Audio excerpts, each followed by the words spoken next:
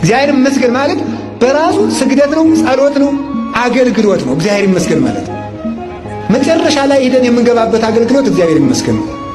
እግዚአብሔር ይመስገን እንዴ ካለ የሰው አገልግሎት ኢዮብ 7 ዓመት የተጋደለው ተጋድሎ ምን ይመስላችኋል? እግዚአብሔር ይመስገን በሉ ሲውላችሁ። አዎ ባርኮ ወሙት ሚስቱ ግን አለችው እግዚአብሔር ስገበውና ሙት።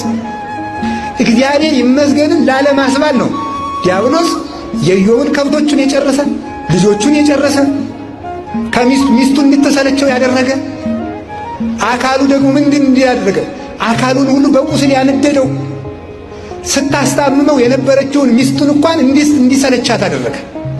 ሌላው ቀርቶ ሊቃውንት በትርጓሜ እንደሚያብራሩት ከዕለታት አንድ ቀን እግዚአብሔርን ስደበው ብላ ሚስቱ አልሰድብ ስትል የኢዮብ ሚስት ታግሳ ስታመሰግን ያን ያህል ቁስሉን ታግሳ ስትለው አንድ ቀን ቁስሉ ሸቷት አያውቅም ነበር።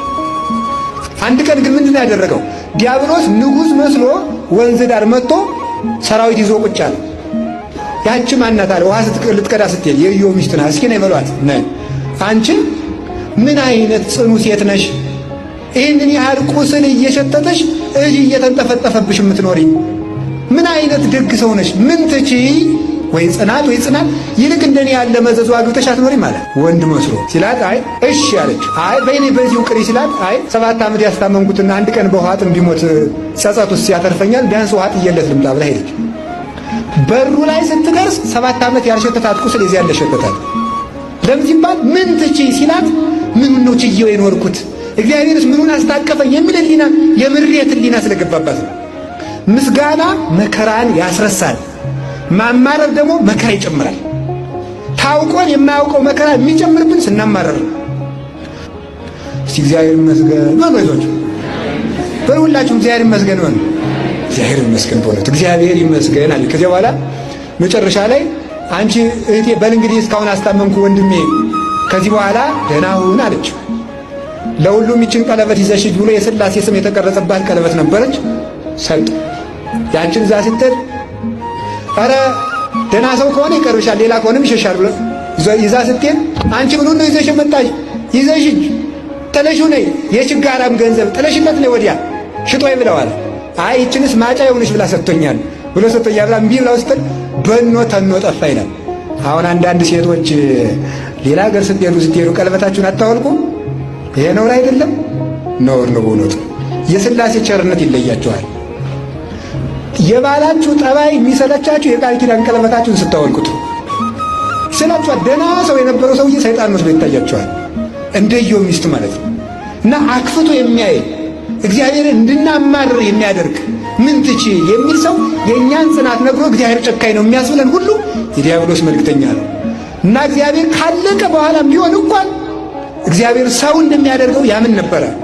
ይሄ ታጋሽ ሰው ከቁስሉ ላይ የሰፈሩ ትሎቹ እንኳን ሲንጠበጠቡ እግዚአብሔር የሰጣችሁን ጸጋ ወዴት ጥላችሁ ትሄዳላችሁ እያለ ቁስሎቹን እያነሳ ትሎቹን እያነሳ ቁስሉን እንዲበሉ ያደርግ ነበር። አበው እንደሚተረጉሙልን ዮርዳኖስ ሂድና ታጠብና ትድናለህ ሲለው እንኳን እነዚህ ትሎች ምን ይሆናሉ ነበር ያለ። የፈጠርኳቸው መግባቸዋለሁ ነበር ያለ። ይህ ሰው በሰባተኛው ታጋሽ የትዕግስት ዘውድ የደፋው ታላቁ ኢዮብ ከ7 ዓመት በኋላ ድል ነሳው። ድል የነሳው በምን ይመስላችኋል? እግዚአብሔር ይመስገን በሉ። ሁላችሁም በሉ። ብናጣም እግዚአብሔር ይመስገን በሉ። ብናገኝም ቢያመንም ቢፈልጠንም ቢቆርጠንም ባንድንም ባንፈወስም ብንናቅም ብንሰደድም ስለ ሁሉም ነገር ማን ይመስገን?